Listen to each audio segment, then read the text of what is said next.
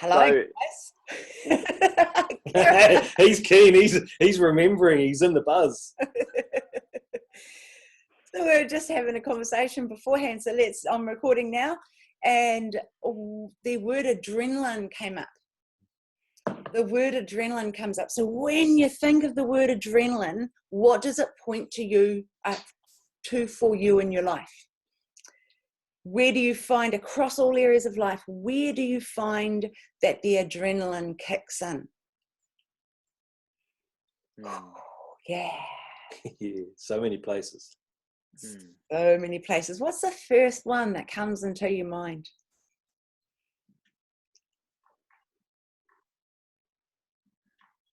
Crikey, I just had like 10. I don't know about one. They just Go on, I got it.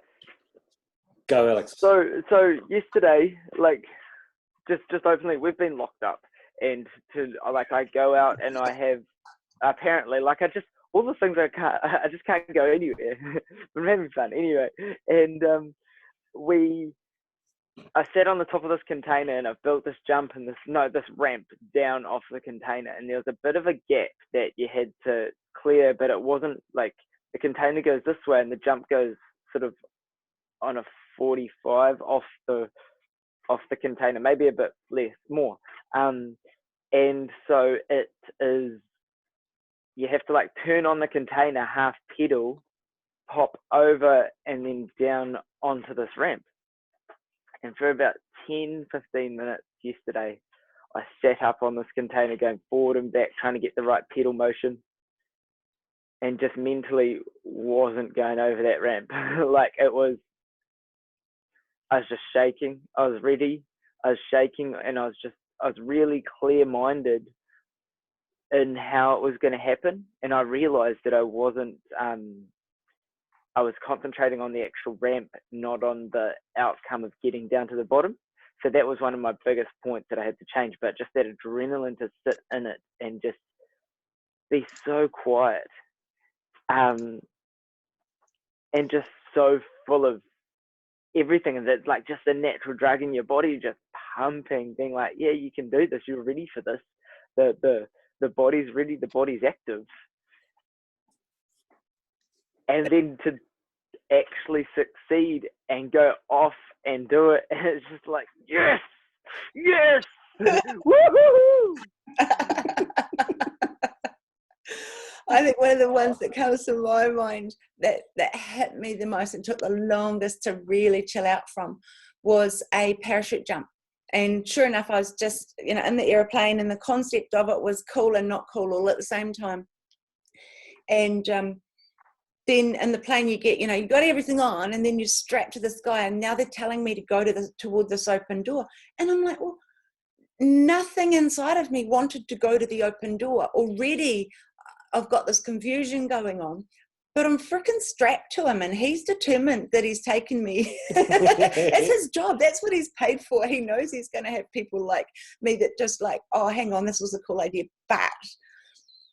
And just, it overrode all my senses, because none of it made sense. It was just mere stupidity. And so much so that there is that clear space. There's just that I couldn't even have a full thought anymore. And then the drop and the sounds in my ears, and I think I was screaming, but I didn't hear that. My body was just in a reactionary response to this whole sense of just depth of fall. And I remember the kick, obviously, when the parachute must have grabbed, and I'm laughing already. It's like, but I think I was laughing because it was better than that, than peeing your pants or something. I don't know. But then it was a surreal too. It went to this peaceful place. Oh my God. And that was just like that. Oh my God.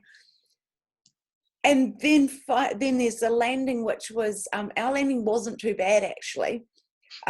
Didn't land on my ass or anything like that. I actually landed on my feet along with him, and then fell sort of out of balance. but then standing up and trying to find my legs, that was just, and it was buzzing in and outside of me, and my breath, I couldn't catch my breath, and that lasted, I believe, for about half an hour, if not longer, maybe half a day, really, as my body's just dealing with what hit in that adrenaline rush. Yeah, that would be one of the ones that was. It's funny, I did a skydive in Queenstown, and my one was really like yours. And I think, but I was so keen. And when we went to go jump out, you were supposed to banana, put your head back, hold on to something, I think, here. And it got to the edge, and I forgot all that. You just forget information that was relevant. And they said it heaps and heaps, and I might have done it right, I might have not. But I just remember falling, and that gut feeling when you're in a car and you go over a bump or something, and your stomach comes up. And I just remember falling, and my stomach's back behind in this guy's throat. And I'm thinking, holy shit, surely we equalize at some point. And then going through all the senses, and I actually realized this is too much for me. This is actually just too much on my senses. I'm doing this is freaking cool. And I'm thinking up there, I'm not doing this again. But God, I enjoyed that feeling. It was, and man, it got cold. Holy, it's freezing up there. But yeah, just so good. Loved it. And then I bring it all out. So I'm yelling, I'm screaming, I'm wahooing, and so we're doing flips while we're going down, and when we were free falling, we're also moving, and so it was just so much fun, so cool. And just the reaction of it, the guy was great with the video camera, got a whole thing of it. And yeah, you're right, is afterwards you've landed, this is the thing, we got the parachute out now, and the guy undoes 2 straps, and I drop. And I'm like, whoa, didn't expect that. That's all good. Get down to the ground, nice landing, slid on our asses for a while. And then he just goes, bloop, bloop, and I'm out. And I turn around and I'm like, are you serious? It was those 2 little clips that kept me on you. Those 2 little clips and we're done. I don't know, mate. But we went and had a coffee and something to eat, because this was in it was in Queenstown, but it was up an hour's drive away, and it was on a lake, and it was just dead flat, calm, just a surreal sanctuary, to the contrast of the buzz of full energy, dopamine, adrenaline drops, all jumping out of this plane. It was just, man, you get your own serotonin doing that, Oh, you must have some animal ones. Yeah, interestingly, no. So if I've had anything to do with employment and work, those, for some reason, I don't peak in adrenaline at all. And it's kind of, it's different. My adrenaline takes off in other environments. So I remember the first time that I had to speak publicly, and I stood up in front of the people, and I know I've got a pretty loud voice, and I'm standing there shaking, and I'm like, my brain's slowing down. And I go to speak, and my voice is not what's coming out my mouth. I'm like, this is different and uncomfortable. Yeah. So that's how I felt it. And I've had to it's been a bit of a challenge, because doing something dangerous hasn't really been a problem. I've quite enjoyed, working with dangerous animals, and hanging off trapezes and being in many environments that are a bit suspect and completely calm. If I've come across anyone who's had an accident, completely calm. So it's somehow rather the complete opposite. I was in an aeroplane once, and we landed in a storm, and it was actually, for some people, very scary. The plane was quiet, and I was sitting there going, fucking yeah!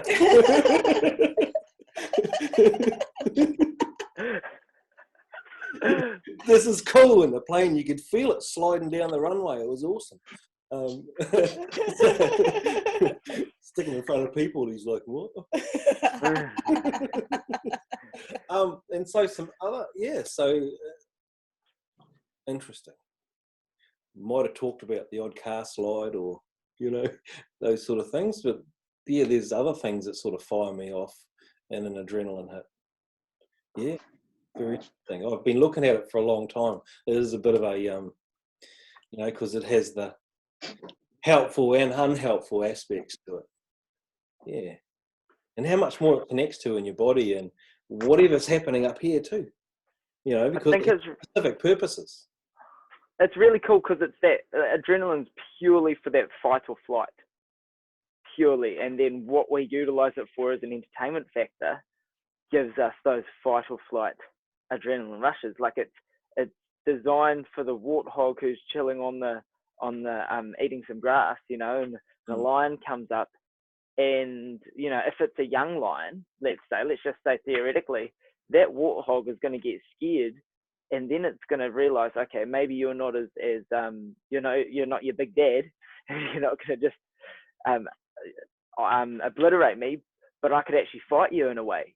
I'm protecting my young, and I could fight you too. So I could run. It's made to go to the muscles, right into the muscles, right into the blood instantaneously, and either run or turn around and fight. Mm.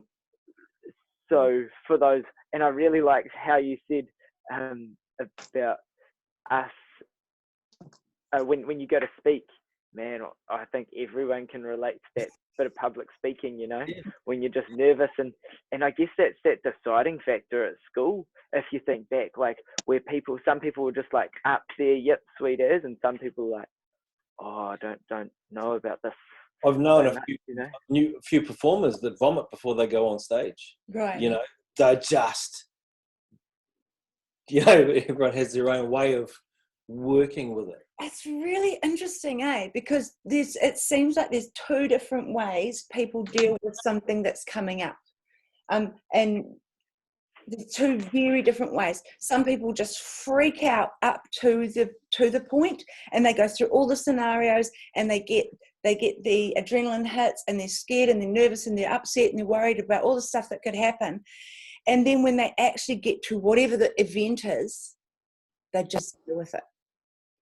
And then the other person that I've noticed in all of this level of the sameness with an event kind of stuff is they don't think much about it, and then they get to it, and there they go through all of that in the moment just before they have to do whatever they need to do. So that's fascinating. So you must have some interesting different stories with adrenaline, Shan. Well, you've got rugby boys, you've got parents, you've got everyone you've ever coached, verging on success somewhere. Yeah. Well, I was just when the topic come up, adrenaline, and I was thinking of all the extreme stuff that I've done, like you were talking about skydiving and bungee jumping and all of that sort of thing, and I was like just reflecting on the times when I came to those situations in my life. But like Karyn said, I like how you articulated there, Karyn, and because I've never jumped out of a plane, I've never jumped off a bridge, I've never done or bungee jumped off a bridge. I've jumped off a bridge. But for me, doing those things just get my heart wound up, and I don't do too well. Heights and I don't get on, maybe because I'm so short. But that's something that I just can't do. I can't. adrenaline pumps me, but I do what you do, Karyn, think about all those times, you know, what might happen if the cord snaps, or, you know, or the parachute doesn't open. I'm like, nah, man, I'm staying away from those. I stay away from that. I'll let Alex and Karyn, you guys can go and do that, and you know, I don't. The adrenaline rush I get is the opposite of fear. It's the fear that I do, but when adrenaline does hit me is in those moments where nowadays they call it pranksters, right? Being a prankster, and they do pranks on different people. Growing up, we used to call that a charger, someone that charges another person or charges the difference. And my adrenaline tends to take off when I'm pranking somebody. That's what it's called now. And it's just in that moment, like it sort of just sneaks up on you. Like I'm sweet as, and then boom, an idea or something will pop up that goes, this person wants to be pranked. And then I just go with it, And one experience, I went over to Australia Rugby League and final between the Warriors and Manly, and we know, well, Warriors will win one day. Probably when I'm the coach of the Warriors, they'll probably win the championship. Anyway, that's another topic. Yep. Went over there and we're building up to this game, and man, I was on a roll that whole weekend. I was only there for, I think, 48 hours. But man, I caused so much mayhem, so much mayhem in that time. And it was like just off the cuff sort of stuff. And then one time I went into a shop that came up with something, and my mate wanted to get something printed off from the photo, wanted to get it printed off. And then he went in to go and see the person, and they told him, oh, sorry, we don't have whatever you need to do this photo. And he said, oh, okay, sorry. And then, you know, was carrying on. I said, no, that's not good enough. That is not good enough. You have one job, and that job is to provide us with the service. I want to see your manager. Can you go get the manager? And my mate was looking at me, was like, and I started to get quite stern and direct with my talking and saying, you know, it's not on. Can I see? And he goes, oh, I'm the supervisor. If you have any issues, you know, can you? And I said, no, I want to go higher than you. I want to go to your manager, who is in, you know, and I started making up this whole thing. Ended up getting the big manager coming down, and when the manager made a bit of a scene, so the manager come down to see what the problem was, and he comes and goes, hey, sir, what's the problem? I said, oh, my mate wants to talk to you, and I just walked away. And he's standing there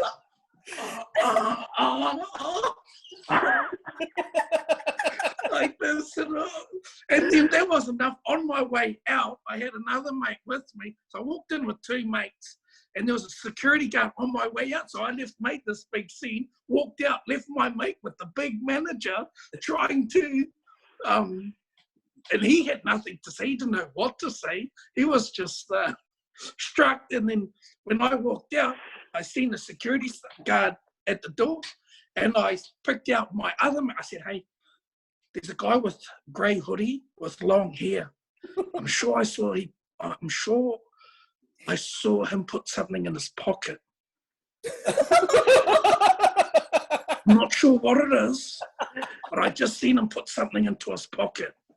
Can I remain anonymous?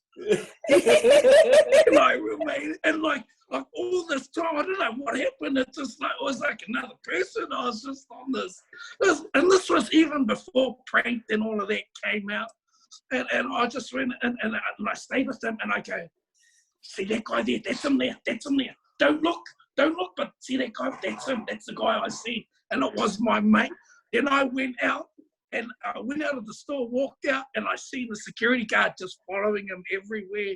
He went until he walked out, pulled him up, and took him into the room and searched him. And oh man, what? And to this day, I didn't know that was me. That sort of he didn't feel but I sort of asked him how the strip search was, But it was just like all of these, things just started coming, and I was like, oh, trying to keep up with. And I was just on a bit of a rush, and I was sober. So, but in those moments, it just sort of like you say, it just sneaks up on you, and you're just having this mean rush. and for me, that's when the adrenaline sort of kicks in, and I love that. I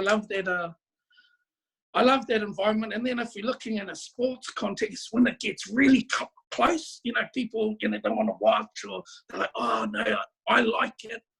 I don't freak out in those moments. Like I don't,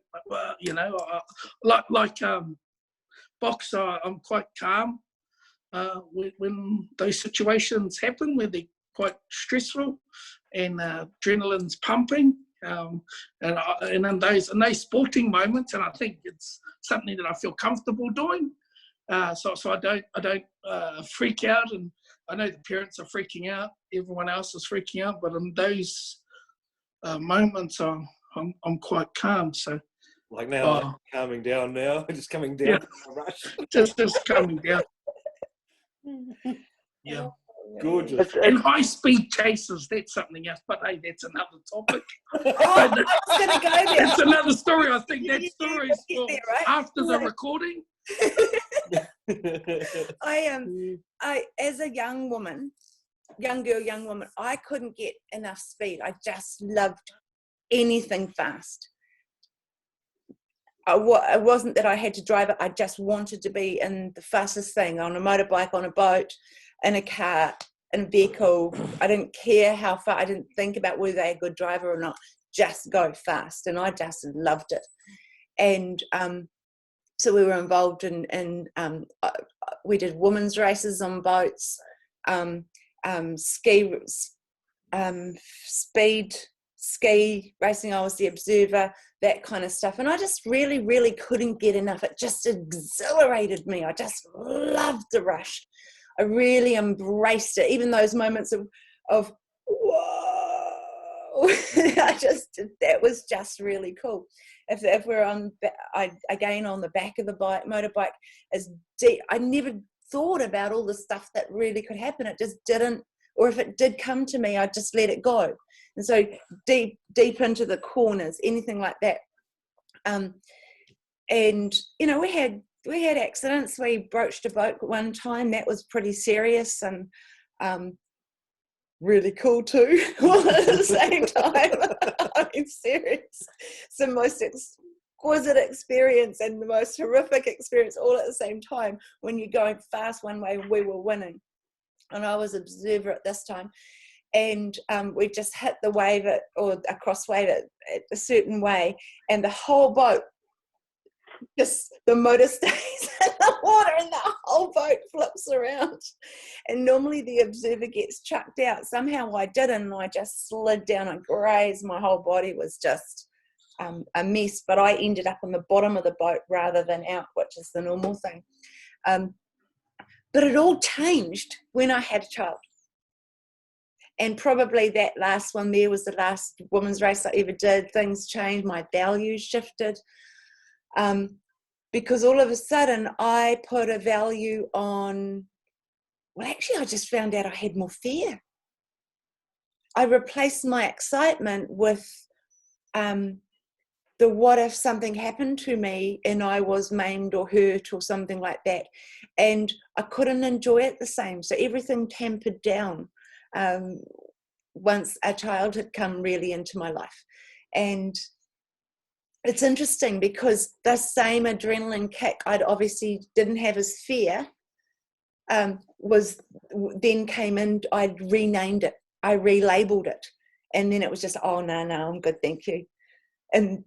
And then this started. You talked about it, Shanen, how people cover their eyes. I mean, when my son was doing crazy things, I just like, if I don't look, it might not happen. It doesn't work like that, but so it's interesting how you can love something and then don't love it either.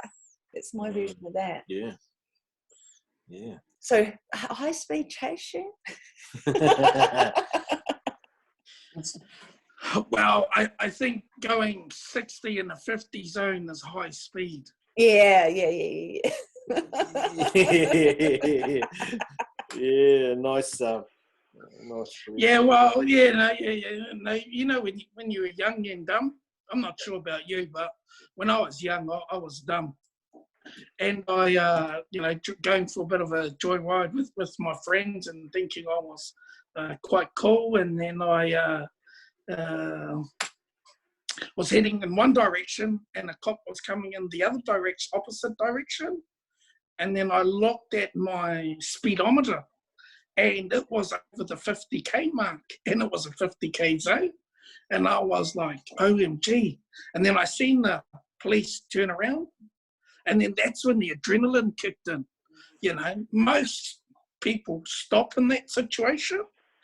But for me, there was just something that just come over me that said, just put your foot down. I just put my foot down, went around the corner, and I went into a driveway and turned off my lights. And then the police car with its siren and the lights went straight past me, went up and pulled over another car that looked exactly like mine. Another, they had a similar colour, pulled them over, and as I drove past, I just gave a little toot, toot, toot, toot, toot, and waved out and carried on. But the adrenaline, like, man, the adrenaline was going now when I seen the cop car turn around, put his lights on. But I wasn't sure if it was coming for me, though, but I wasn't 100% sure was it me or was it someone else. I thought it was, might have been someone else. Might have been somebody else, so I just turned into a driveway, turned my lights off, and sort of sat still. You had that guilty thing going on, no, eh, shit? Must have been up to something. Yeah, it must have been something else, something else then. But man, the adrenaline just goes, you can't explain it. It's just, yeah. Ooh, There's a question. And it's if a person didn't have a connection or an understanding to what an adrenaline hit is, like what that part is, if it was something you never had before and it hit your body, how do you think you'd make sense of it? How would you make meaning of it? Well, it's really interesting because when you say it quite like that, that could literally be what people are calling anxiety.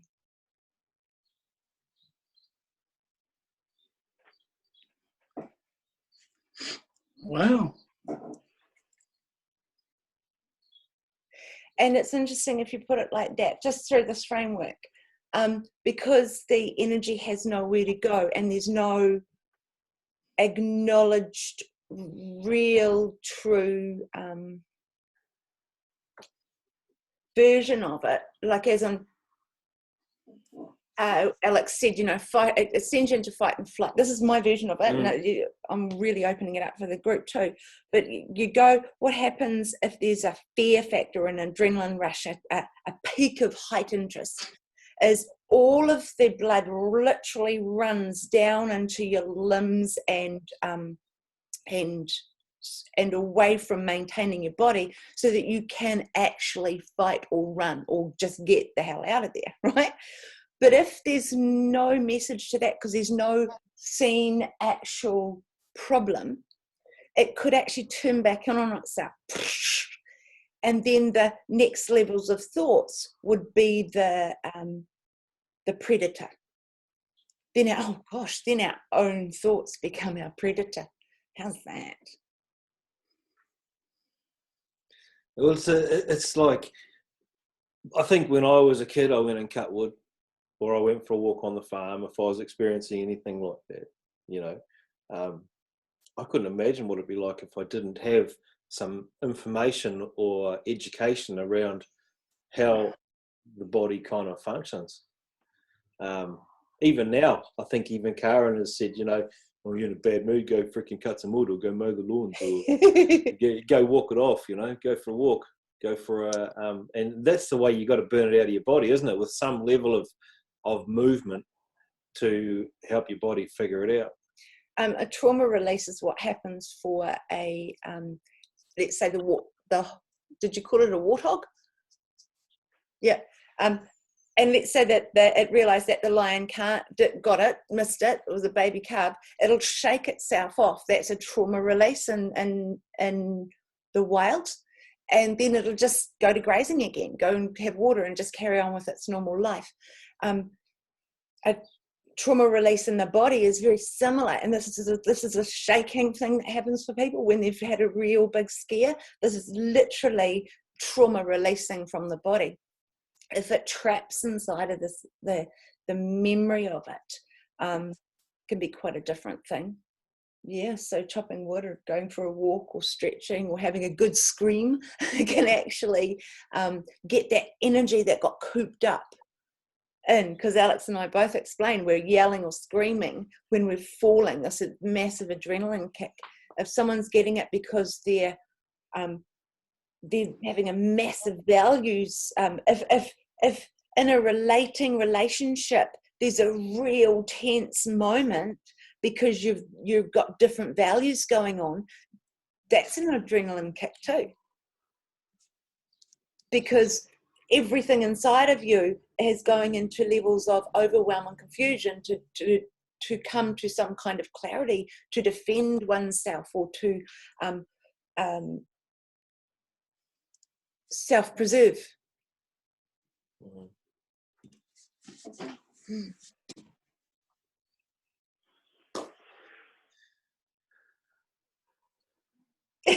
To mention it. Yeah, I'm looking at Alex. I was just thinking about a concept, Alex, is for when you're up on the container, because I know this is kind of has if I'm doing something consistently at height, then like heights now don't bother me too much. They have done. I mean, I've had a couple of incidences where I've bounced a few times. And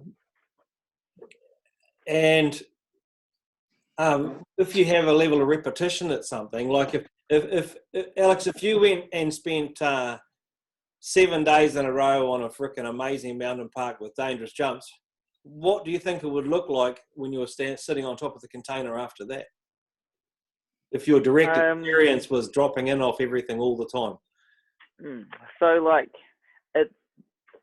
it's very much the same, but it's very different for me also.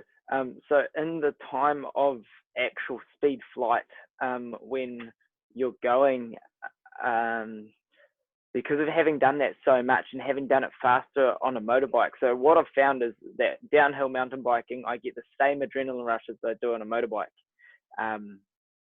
And so the speed and the control and the one that you create with the bike, and actually that's a different story, but it's really similar to dancing, which is really weird, so body wise, but let me get to that.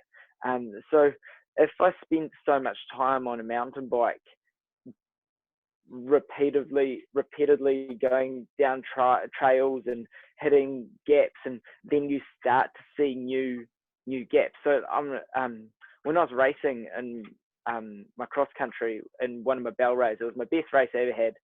I was second off the start and I crashed, and 140 odd people passed me, and I was dead last, and I pulled myself out of the strain and got my bike out and got it started, and everyone had gone past me, and I had a chance to win my championship in my class, and I'd just blown it pretty much. And I was like, oh, well, it doesn't matter anymore. I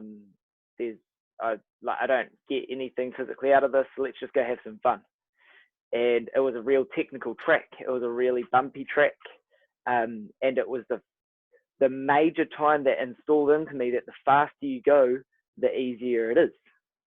So you just glide across everything. So that's the same on a mountain bike. When you let your brakes go, because that's normally what you're using, gravity instead of an actual engine, when you let your brakes go and you're hitting gaps, you actually it becomes so much smoother and more natural. And in that time of flight, of the process of everything happening, going past you, it's a lot different for me than coming to something and, you know, going, okay, you need to jump off that in a small space. So speed-wise, I'm a lot more reactive at some instances, and then it's a lot more of just a trusting, because the adrenaline's been pumping for hours when you're on a motorbike, in a motorbike race, or doing downhill. You know, you've had lots of drops of dumps of your adrenaline. And so then, but then you get new ones when you come up, because you become into a norm of having this adrenaline in, and then you come up to a different situation, you've regathered yourself, you know, have a breath, boom, into another one, and you have to deal with that situation. And it's about just trusting and letting the bike do what it needs to do under you, and having your head still, and having the you know, your weight on your balls of your feet, and your weight balanced on the bike. And that's where it's a lot like dancing, because you need your weight balance. You need to be on the balls of your feet. You need to be up, forward, and ready. No matter if you're doing some Latin or some ballroom, you know, you've still got to be the same. And it's just hard case, because you're always at your center of balance on a bike or on a dance floor. And I really see them as, the more you get into the sport and the higher your body conscious knowledge becomes, they're very similar. And then dealing with those adrenaline drops within your sport that you do. Like if I'm about to go onto a floor, I can just talk to people, talk, and then I walk on, and I'm like, what are we doing, guys? Yeah, are we doing waltz or foxtrot, or we're in our Latin gear, ha ha ha. And then people are freaking out. They're like, oh my God, Alex, I don't know what I'm doing. And other times I can be sitting there and I'm like, holy shit, holy moly. And I'm just processing everything that I've got to do. And then I get out onto the floor and I'm sort of looking at Robin, and we're 4 meters apart. And I'm like, I have no idea what I'm doing. I don't even know what foot I start on. And the adrenaline and the thought and the fear and the expectation has all made something in your mind and in your being at that time. And I'm just so blank, and then some music starts, and I've had times where I'm just like, Robin, what fuck? Have no idea. I just blank. And then it starts, and boom, body memory. Thank God for body memory. Thank God for practicing. But yeah, just the effects it has. And even in dancing, you know, you see a gap there's and you start to learn where people are going with their routines, not just knowing the person itself, but you see what they're doing and where they're going, what way they're facing. You build an understanding, and out of the lower grades, you don't have so many collisions unless two of you just absolutely blank out and don't see each other, and then you have a good collision. But yeah, you see the gap and its speed. You're like, all right, we're going off through here. Let's go. And to just deal with each instance as it comes, and have the dopamine drops of your artistic allowances, you know, because you're an artist and you are orchestrating what you're trying to produce through some music and through some movement, and really creating your own cocktail in a way, through the body and its natural chemicals. And there's so many ways to get it. Yeah. You know, it's like a guy at a computer desk. People think, oh, how can you do that? But constantly he's getting okay levels, moving up and up and up while he's succeeding. You know, if it's in a first person shooter, every time he shoots someone, he's got I got this, you know, okay, in the zone. And that's it. That's what I've been trying to find. In the zone, when you're just in the zone so much, you know, and he's like, okay, boom, got that.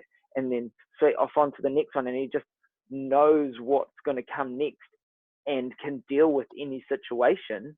And we can deal with any situation that comes when you become in that zone, you know.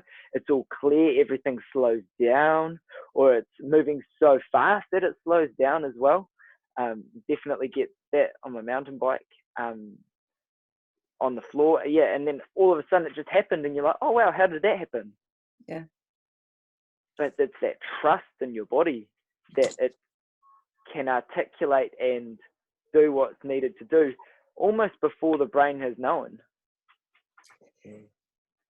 It's interesting because it might be perspectives too. I just kept saying, while you're talking about that and the beautiful expression, really well described, I just saw someone who has a people phobia kind of thing, walking through a mall. And someone walking through who has no people phobia.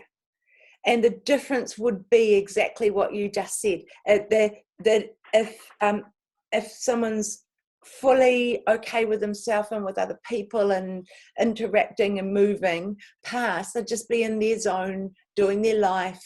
And if there's an adjustment they need to make, or a person that they see, or someone that they know, or there's just this natural zoning. But for someone else who might go into some level of dysfunction inside of a mall, and I know, I'll be really honest. So when my gifts started to kick in a number of years ago, all of a sudden the onrush of information actually was so overwhelming. I've just now gone, oh my God, it did the similar indifference to an adrenaline rush. So the feed that was coming in, I couldn't cope with. It was an overwhelm. I didn't have the skills there. But like you say, you got body memory if you're doing something you know. So what's my point here? There is a point. So when we get comfortable and we know, we feel like we have the capacity and we're in the zone and we've got access to all of our information. Alex calls it the connection to Google from your own self.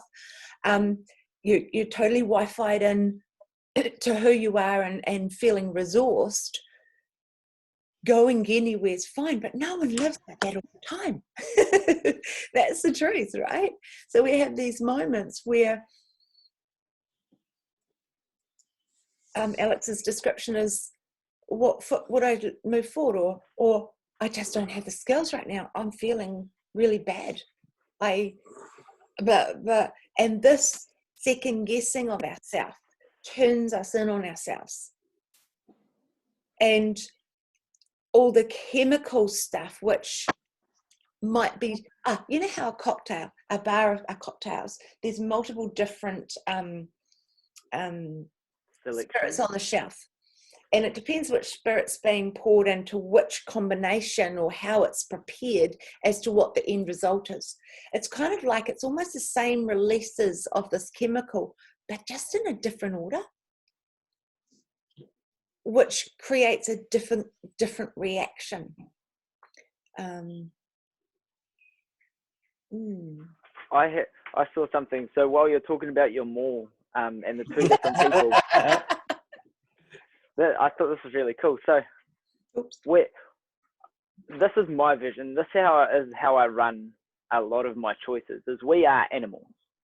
We are, in fact, a being on this earth that is just like every other animal, except we can articulate and we can get across how we communicate with each other, and then put a whole lot of feelings and everything. But people who have a dog or have a cat or have a fish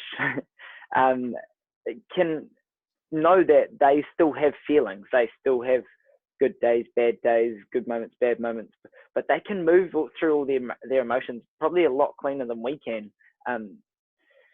So anyway, if you think about a person who is a people person walking through a mall, I'll keep it to Africa. So like a wildebeest or a zebra that is happy in their herd. You know, they belong in their herd. They are safe in their herd. They stay in their herd as they go about how they do them. And then you've got your complete other side of it, which I can imagine is like a leopard, or maybe like a black rhino, where they're really, really not herd animals. They just do their own thing. They are away from from everyone. They want their own time, own thoughts. You know, they do them. They go out, get their food where they need to, and they just do them. So you've got two like fairly big contrasts, and then you've got every other person in between who's just doing, every other animal who's just doing their part in the savannah to interact and be as it is. And how I see it is we're not any different to that. It's just how you fill in your middle time. We all eat, sleep, have 86,400 seconds in a day to invest our time, energy, and money however we choose, you know, and that's really your choice, and it's what you're filling on the side, what you're passionate about, how you decide, gathering your resources and your knowledge so that you can give or take or experience or be.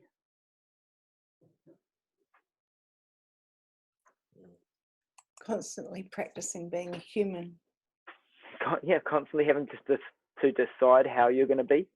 Yeah. You know, there's a guy in Alaska or Canada somewhere that goes and he lives with wolves. Well, not lives with them constantly, but he interacts with them because he did a study on them, and that's who he wanted to be. So he'd go out and he'd eat with the wolves every time they would eat. You know, he'd take the liver out and semi-cook it out of a deer or something, and then put it back in and go back in with this kill and interact with them as a wolf, because that's who he decided to be.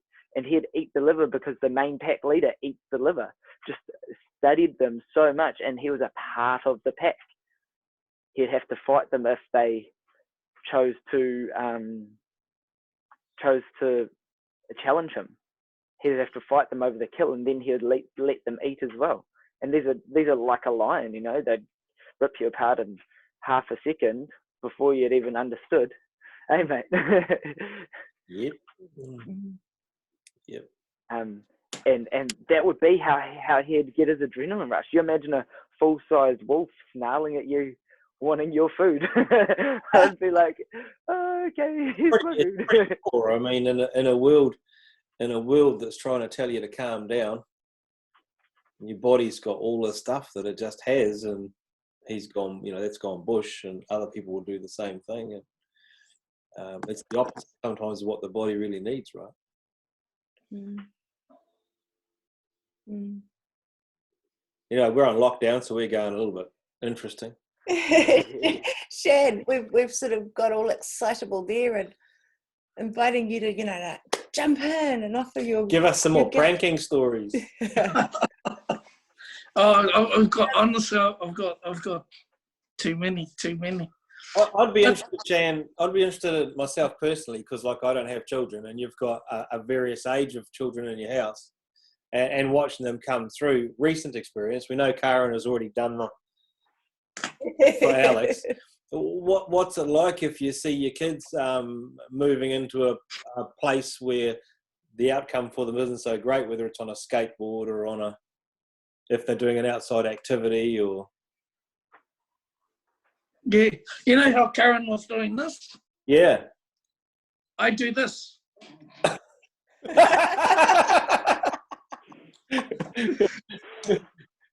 You watch it and then go, oh no. Yeah. I watch it and then I go.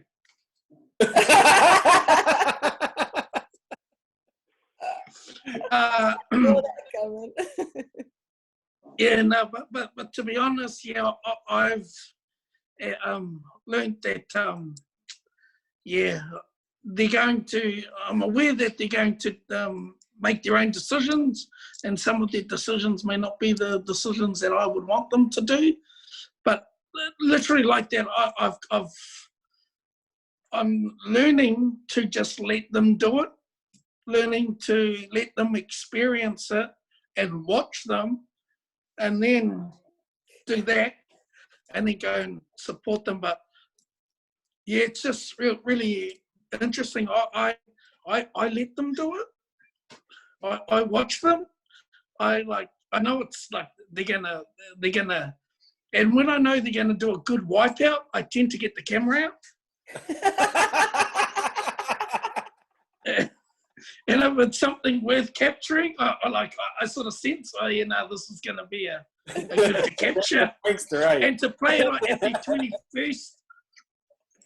Yeah, but I've there's some time when I'm like, oh no, something's up, and I've, the saying is, you learn from your experience. You just got to learn from your experience, and if you're wise, you'll learn from other people's experience. But it is what it is, and yeah, I do get, it starts, getting these emotions starting to come through when I see my kids doing something that I know can be quite tricky or quite dangerous. But I haven't got it, but I'm learning just to watch it, or just to see them experience it and see them do it. Just like all of us, learning as they go. But what I'm interested in is, and I haven't identified it yet, but when they're going through those moments, when they're, when the adrenaline is starting to kick in for them, at whatever it is they like doing, and trying to identify it. And I like before, and now it's got me thinking of trying to communicate that to my children, what they're experiencing, that rush, and letting them know what that rush is, because I think they're not consciously aware of, oh, that's adrenaline, or that what I'm feeling right now is, fear or anxiety, or however they see it, but or experience it. But it's got me thinking, man, how can I explain this to them? How can I have this conversation with them, and making them aware of these emotions, so when they're experiencing it, they can make a decision whether to jump out the plane, or not to jump out the plane. But I would like to have a conversation with them around adrenaline, and whether they know what that means, or how they are experiencing it in their words and in their way.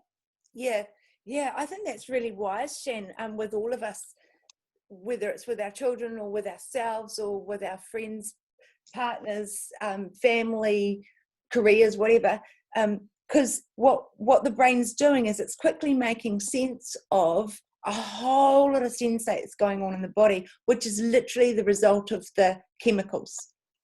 Yeah. And it feels like it's happening to us, eh? It just so feels like it's happening to us. And I think in some ways it is, but in some ways we're happening to us. So yeah, I love what you just said there, because it's just bringing people, and certainly for young people, back to an awareness of what are these sensations going on here? What's the cause of it, and how am I, what are the word I'm attaching to it, therefore the meaning making. Yeah, I love that. Thank you for sharing that.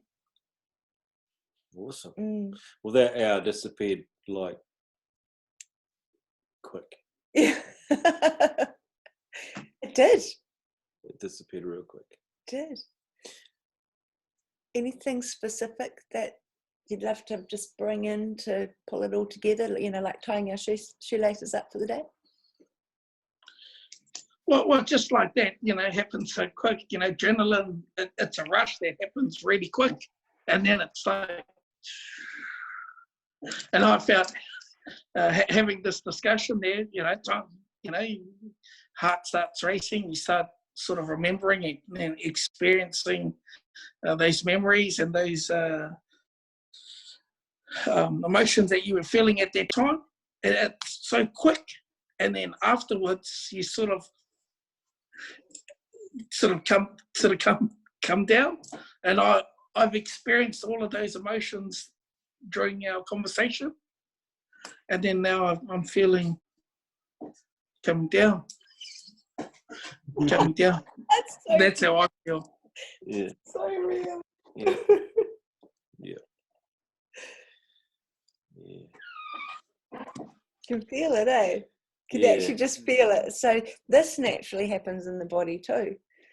And then we come back into that, what do they call it, homeostasis. So it's the natural human flow, the place of wellness within the body when it's not too overexcited.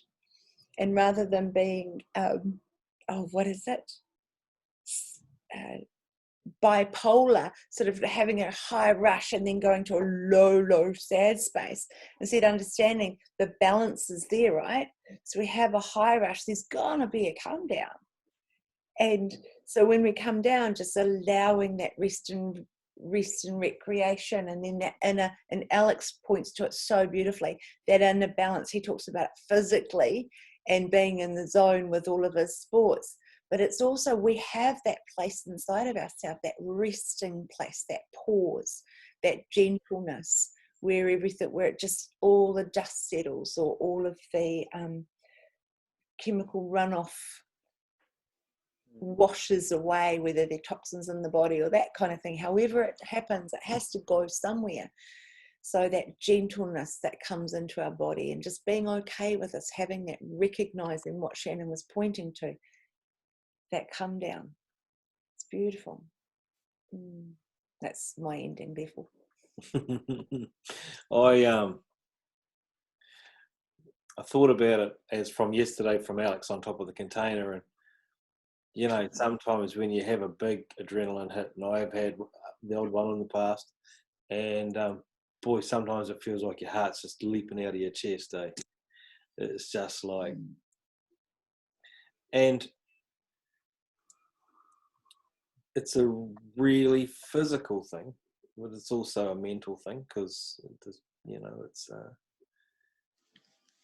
and finding good purpose for it. I suppose it's been a great conversation. I love the flow, because if I was, I mean, you know, I sort of ran a show for a long time, so I'm interested in also seeing everyone's pulse in the audience, you know, the highs, the lows, what makes something good, what makes something not so good, how can we change it. I'd love the viewers to have our same experience, you know, with the highs and the little bit of a roller coaster as we're talking, and just amazing content. And I just think, you know, I just enjoyed it. It's awesome. It's awesome, and yeah, very cool. Thank you, everyone.